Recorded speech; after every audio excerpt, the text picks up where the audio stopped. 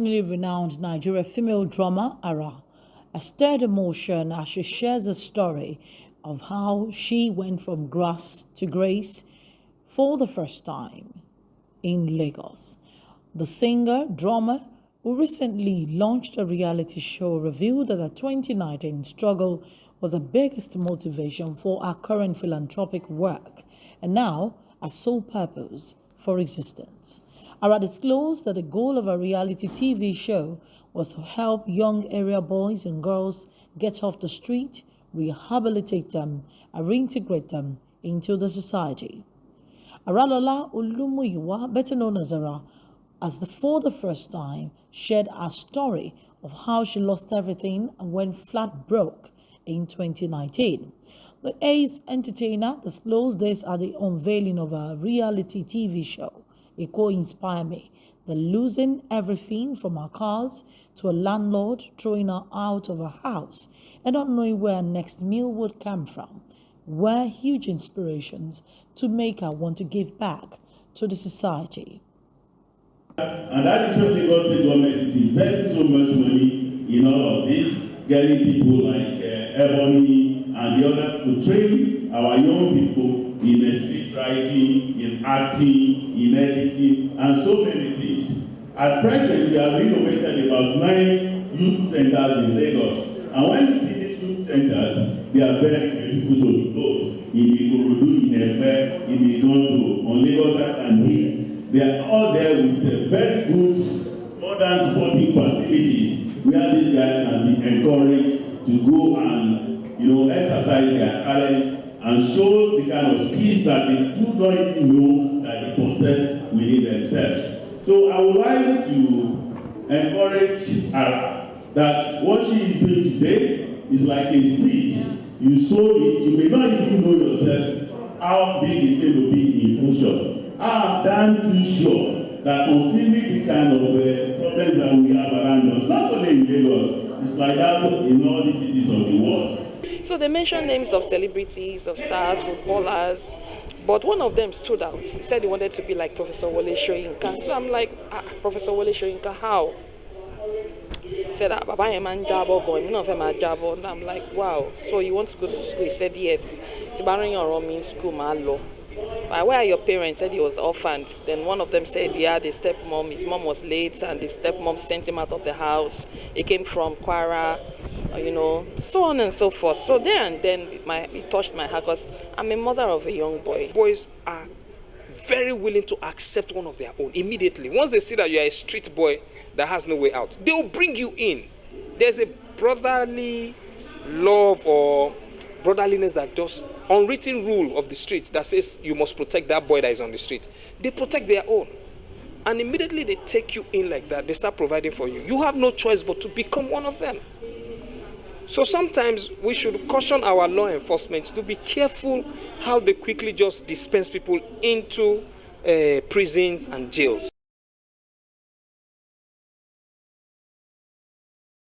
We don't die for where we dey, oh yeah.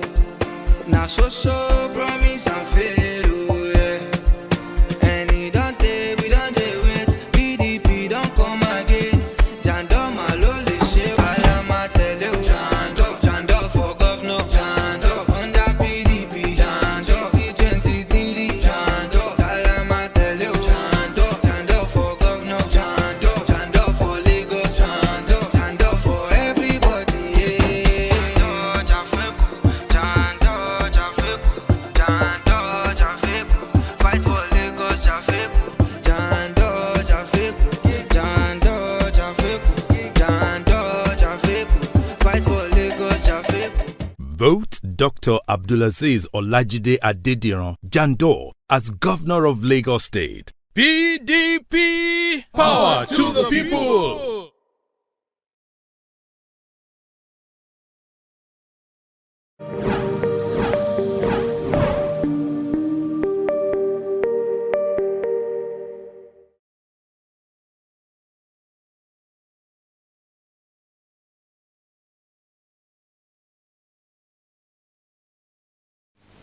You're welcome back to the Bumper Breakfast Show on MITV. This is a Thursday edition. And before the break, Mrs. Aladepimi, you were telling us about, your recommendations, your suggestions as to how, to make this situation better. Yes, I'll say that everyone can help from what Yeah. the key where you said it's not just government. Yes, yeah. It's not It's a just collective thing, collective things, responsibility. collective responsibilities, and it's not about billions of naira or millions of naira. Because what you can say, I do have money to sponsor a child in private school. I'm struggling, but I can pay for his breakfast yes, or his lunch, his lunch. I can or pay his for something, transportation. I can support something. his uniform. Uniform. I can look at somebody. I can look at that child that I see all the time that I ignore. Sometimes we all have one person around us that We are can ignoring, reach that out we to. can reach out. And you can see that malam around you. There's so many people on the street, and then we're looking at that organizations to come out to help. Because we having these children on the streets too, we also have people Oh, on the that's, streets yes. who are not educated at all, who are not even getting this. I see people carry that traffic. See girls begging for money.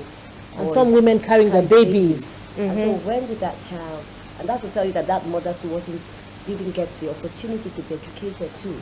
So it's one way to talk that we have poverty in Nigeria, but how do we even, because once you educate people, you like you said, the gap will We need to narrow that down, narrow that gap. bring it closer. And then we can make informed choices, even to make these political choices we make, informed choices, because once you're educated, you know. You'll be able to say, oh, this is what to do, and this is not so what to do. And so you're not being handed. You're not bribed. Yes. You're not being fed for a day. Yes. Talking about politics, in this campaign season, don't you think it's the right time to start to ask, the candidates what their plan for the girl child is? Don't you think it's the right time to do that? And I think it's the responsibility of the journalists, really. It's coming back to my table. We need to ask that question. What is the plan for the girl child? And we need to let them know. Perhaps some don't even know. They don't have this information. They don't know. They just think it's a general thing. That 20 million children, 200 million children are not in schools. They're not being formally educated. But they don't even know that there's a disparity. A huge disparity in terms of the number of male children and female children in school. So this is why this kind of awareness is very important, because once they know, then they can start to focus on what to do to help the girl child. Don't you think so? Am I correct? Or am I correct? Correct. Okay. You have any other thing to say, concerning this? The campaign thing. I know you don't know a lot about politics. Do you? Not really, but you know that we need a good leader. Yes. So that things will be better. Yes. There'll be better schools, and all the things you're asking for would happen. Okay, so you know that. You also know that, with a good leader, there can be a focus on the girl child. Yes, right? Yes, ma'am. Okay, so let's try and do our bit. You haven't reached the franchise age, have you? You haven't? Okay. But you are the social media age. So you can do the social media thing to help other people. And with people like Sade and Funke in your midst, you can talk to them to reach out to people and all of that. So that we, this is not about politics. This is not, I don't know about who's going to be the next leader of Nigeria. That's not important to us at this point. What's important, Mrs. Aladepimi, is that we get a good leader, to take us to the next level. That's what we want, right? And we also want them to begin to look beyond, because if you don't identify problems as they are, you probably make the same mistake other people have made. True. So I think that in this political season, it's so easy for somebody to say, oh, I will change everything in Nigeria, but we know that change is gradual. Change is inevitable, is a necessity. I was studying the case that by the 2000s, there were no mobile phones, but today it's something that almost everybody has access to. So if we want to change in Nigeria, we are looking for a good a place for education, we must even identify that we have a problem. And once we identify that we have a problem, we can start the baby steps that we are talking about. Because the one question they asked me that was very resonant was, they don't want a radical change overnight because they know it's not possible, but they believe that that one child and coming into the private school, people will say, oh, is it private school that's not the solution? Because we had very interesting conversation because yes, not just people coming, even as they came up with this idea, because it's easy for people to knock you down, say, hey, because your father, you're bringing them to private school. It wasn't about bringing them to private school. It was also about starting something. Let's even be the fire starter. And if they have the opportunity as fire starters, as young as they are, as young girls who are, because in the next couple of years or months, they will be heading up to university. And this is something that they have started. And that's the fire that is going to be it's going to keep burning, igniting. And maybe somebody watching us here somewhere today, a girl that's probably saying, oh, I'm hoping that I can also get an opportunity to go to better school, or even an opportunity to ask the government to do better. Because if government do better in the schools, honestly, the private school and the public school, we need to also almost be at par. We need to bridge that gap. We need to bridge the gap. Like she said, she said something like outrageous. Like, I mean, school fees are something parents are dealing with again and again. In fact, it has even checked a lot of, will I call it, young parents who are educated. They check it's kind of what they call family planning. So people don't want to have 4 children or 5 children again. People to be able to give them because they're thinking that if I have to pay millions of naira for my kids to go to primary school, get to secondary school, maybe 1 child or 2 children is good enough. It's like a family planning for them. But then, even then, when you check that range of people who are educated, and look at the number of people who are having more children. Yeah, they're producing more into the society, and they're not able to take care of them. So all of this, we really, really need to go out to the grassroots and educate. And even if young people like this can start talking and speaking, I'm hoping that this will really be good for whoever is the next president of Nigeria, wherever the person is. They can see beyond themselves and also put, like you said, monitoring, people who can monitor, people who can go out there and really help them do the right thing. Yeah, you talked about the government. UNESCO's figures says we have 20 million children out of school. That's a huge one. Where will the government start? And yes, you said slowly but surely. But how do you think? Don't you think it is? It could be overwhelming, because it is so huge. It's humongous, and it may take a long time for the effect to actually show. But where do you think they should start? Where do you think they should start? Start primary school. Start.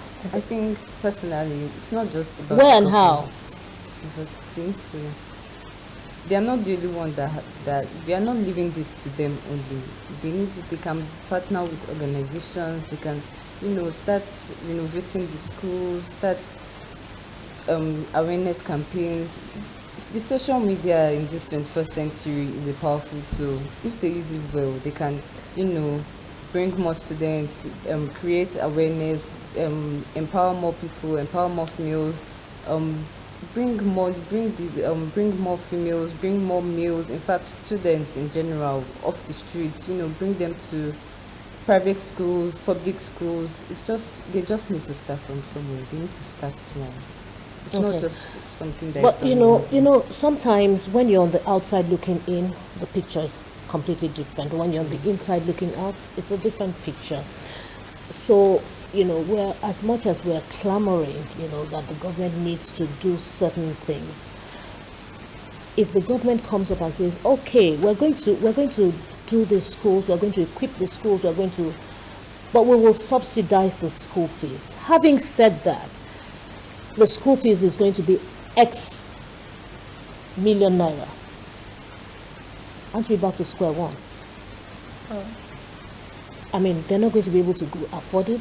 They won't be able to go to school and all of that. You mean for the public schools? I'm talking about the public schools. I mean, the government schools.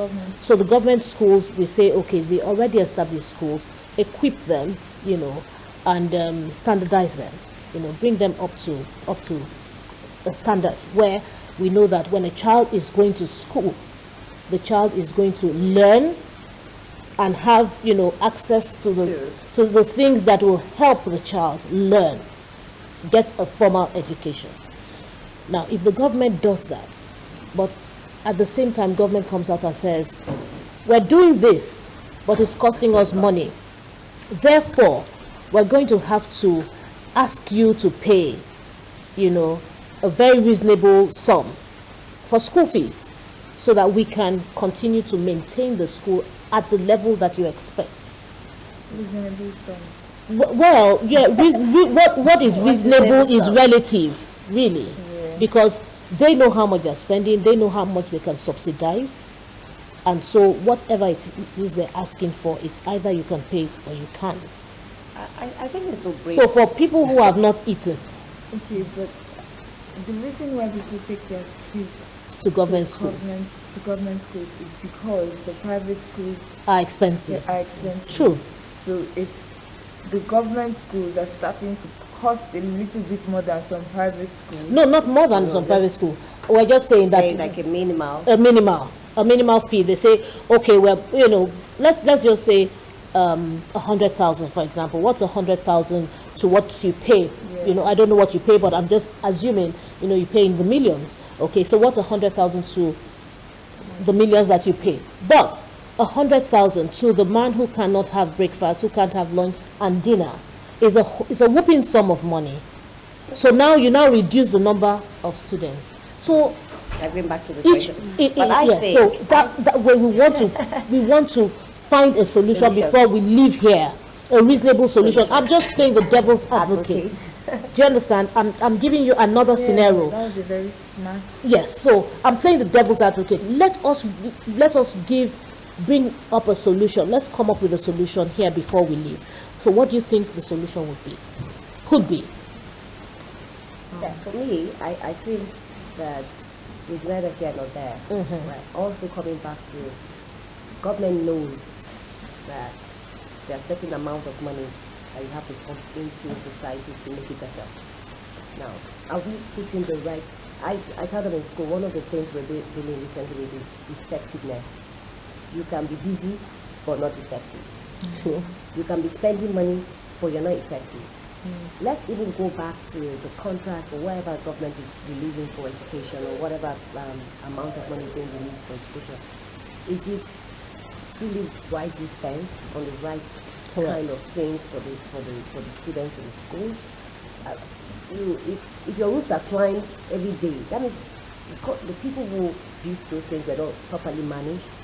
And so when we say schools, we can go back to schools like the UK and say, look at their schooling systems. Most of them go to public schools, or even in America, they go to public schools. The government finances this public school. Even we have UK students who they feed. There are even people who can afford to eat. So what do we do as a nation? How do we begin to put things in check? And that's the question we ask. Who is monitoring? Who is really looking at to say, students need this, they need that? I remember during the pandemic, when the government opened out the radio, say people should go to DSTV to watch, to listen to the classes or go to certain radio stations. The people who were calling in were children who could afford it. They would say, oh, I'm from so private school. I mean, most of the students who called in were from private school. Privileged students. Because how many parents could afford DSTV, or let alone say pay petrol? A parent who has a transistor radio this size at home probably doesn't even have a telephone, a mobile phone to call. So I think it's disadvantaged. So government still has a bigger chunk of money. Correct. And my question is, what is the government's aim in improving the public school? Is their aim to just be busy and reduce the amount of students in the school, or to be effective? Because if the government, like Mr. Laditimi said, if the government is effective, like who said? Mr. Laditimi. Your mommy. Yeah. Okay. If the government is being effective, then I feel the students will be able to increase in number in those schools. Okay, yes, the government is meant to put a certain amount of money into education, and when they see that the education is lacking behind, that is not the fault of the parents of those children. It is for the government to carry. That is their responsibility, to make sure that there is enough and even more than enough for the children. And we're talking about the bill that the government could ask the parents to pay. The government, 100,000 naira for this economy and for everything that is going on might be a little bit too much for those that attend the public schools or the government schools. I sincerely believe that they should at least try to be effective, at least try to solve the problems, at least do something. Because yes, we know that it's going to cost quite a lot of money, but isn't it better that the people of the society, and even most especially the girl child of the society, is given a proper and formal education?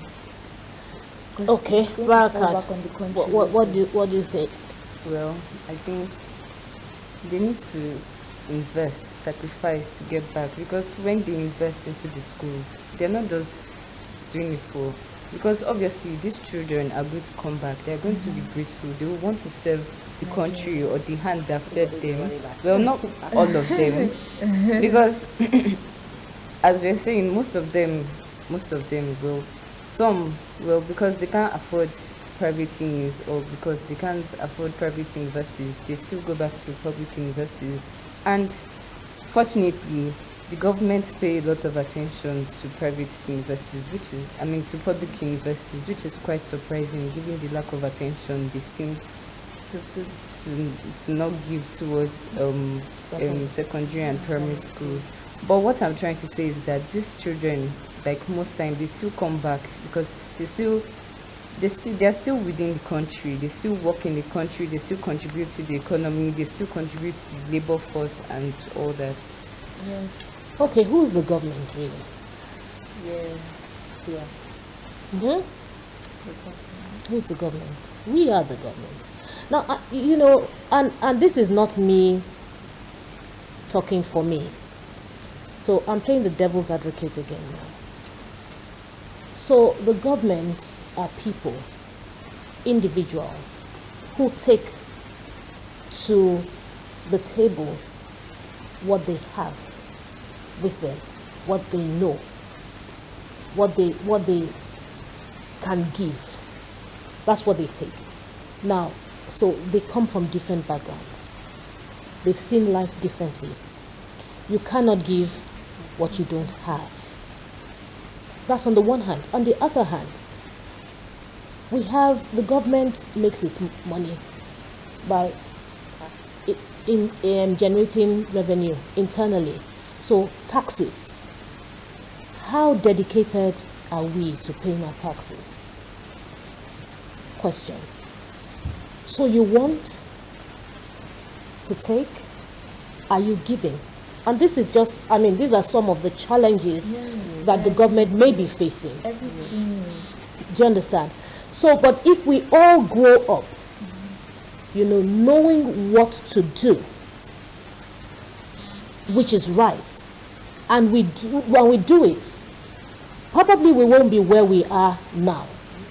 Because we know, okay, on a weekly we need to recharge our phones. We recharge them. Okay? So on a monthly we need to pay our taxes. We pay our taxes. If willingly we pay our taxes, the government doesn't have to go chasing people to pay their taxes. So if the taxes come in regularly, perhaps, I'm just saying, perhaps they may have enough money, don't you think?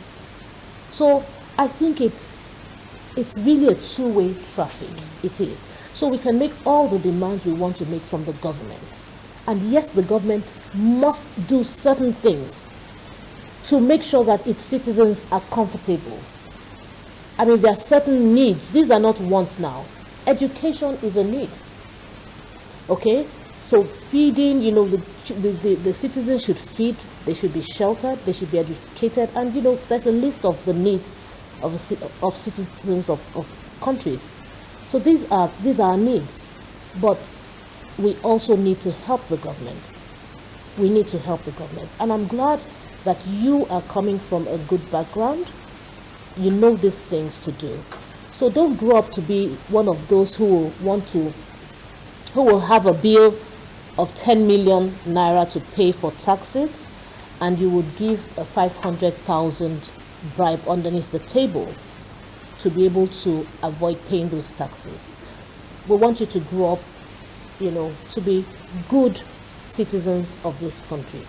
And I'm going to address you, Baraka. Perhaps government, I'm playing devil's advocate again, perhaps government is saying, well, even if we give them all the support, they're not going to stay here. There's a Japa syndrome. Last week we discussed the brain drain issue on this program last week. And it's like an exodus. Everyone is leaving. Okay, I have a caller. Hello? Hello, good morning. Good morning. Hello. What's your name? Where are you calling from? My name is Kunle Oladejo. Okay. Yeah. You want to make a contribution? No, my wife sent me that. Oh, you sent to call. Okay. I think he didn't quite get you. Okay, so I'll just put the number out again. You need to call us on 08027 696860. I really wonder why the calls are not coming. I really wonder why the calls are not coming so strangely. Anyway, and we have, all these beautiful women here. Don't worry. Don't worry. So, this could be some of the issues, don't you think so? Yeah. So looking at it from that angle, what is the solution? So that is a very huge problem. We've also noticed that. But the simple solution here is if the government or organizations or individuals up the educational game of this country, there's no need to move out of the country. There's no need to look for greener pastures anywhere else, because it is even more cost effective if you stay in your country than when you go outside there, because you're always going to be seen as a second-class citizen. Exactly. So, yes. So, I mean, you want to study aeronautical engineering. Where do you want to study it? Let's start with you. They say charity begins at home. Right? So where do you want to study aeronautical engineering? In Germany. In Germany? Oh my God. Germany is not Nigeria though. No, it's not. That's exactly what Baraka is trying to say. If Nigeria could give me reasons, a very, very good advantage and reasons to study here in Nigeria, I really have no problem studying here in Nigeria. Like, the disadvantages of studying in Nigeria outweigh the advantages of studying. Be more cost effective, sure, but if I go abroad, I will have a better educational system and better opportunities, much more better opportunities, much better job opportunities.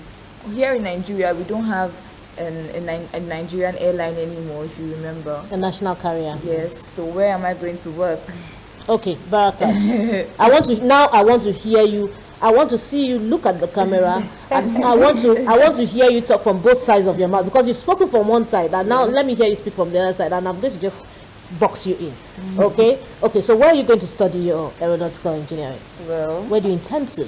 I'm still looking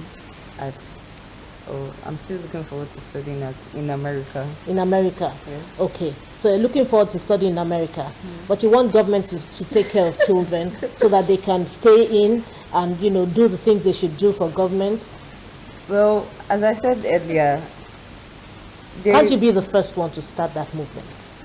Well, I've not seen any... There are few universities in Nigeria that offer aeronautical engineering as a course, and most of them, and the one I was really interested in is in the north, and with the case of insecurity there, it's not really a safe option for me, so that's why I'm looking outside. It's not that I don't want to study in Nigeria, but to speak for her, every time we're speaking about going outside the country, she's always, why can't you stay in Nigeria? She's always ready to fight for Nigeria. I'm always ready to fight for Nigeria. And always, even sometimes I do not mind studying in Nigeria, but my parents are definitely not going to send me to a northern state, Zaria, to study aeronautical engineering. They are definitely not. And I also read the pros and the cons. Nigeria does not have an international carrier. Where am I going to work? How will you practice? Even the airlines in Nigeria don't travel to some international countries, like the large international countries. They don't travel there. Most airlines in Nigeria don't even travel to the United States. They don't travel there yet. Yes. We will get there. I'm optimistic. Don't worry, I'm a chip of the old block. And I feel like if I go study abroad, I would have an eye opening to come back to my country and invest. Yes. I totally want to do that, and I'm very sure that Barakan can speak for me on that. He knows I want to do that. I want to come back to my country and invest and actually do something, because why don't we have an international carrier? Why don't we? Perhaps you may be the one to give us the first one. Okay, but you know that Nigerian students excel the world over. Mr. Alade, I'm sure you have the figures and all of that. You know.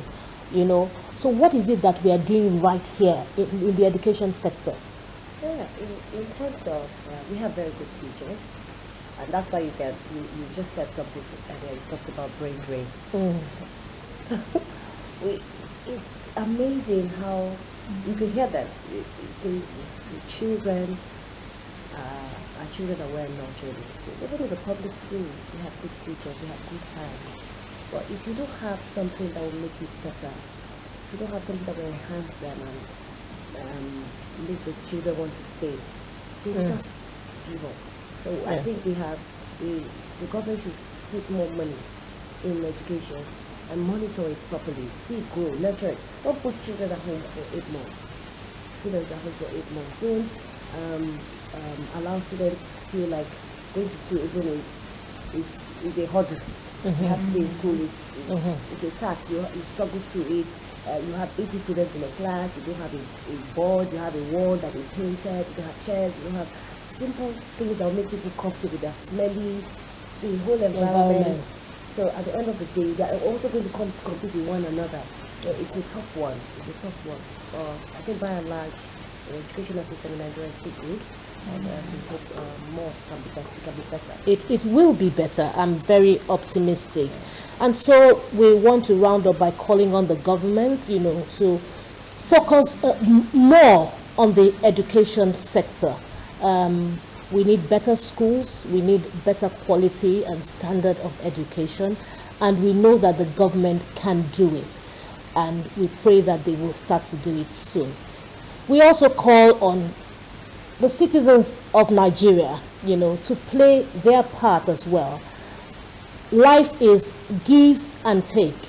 We don't want to take and not give. So this is my parting statement, and how do I thank these beautiful young ladies who have decided to spend their morning with me? How do I thank you? How do I thank you? I'll just say thank you. Thank you so much. I do sincerely appreciate you. Now a caller is coming in. We can't take this call, unfortunately. So I'll just say to you, thank you for coming on the program, and I wish you the very, very best of luck. You girls are doing well, and I pray that you continue to reach out to people, you've learned it, so continue it.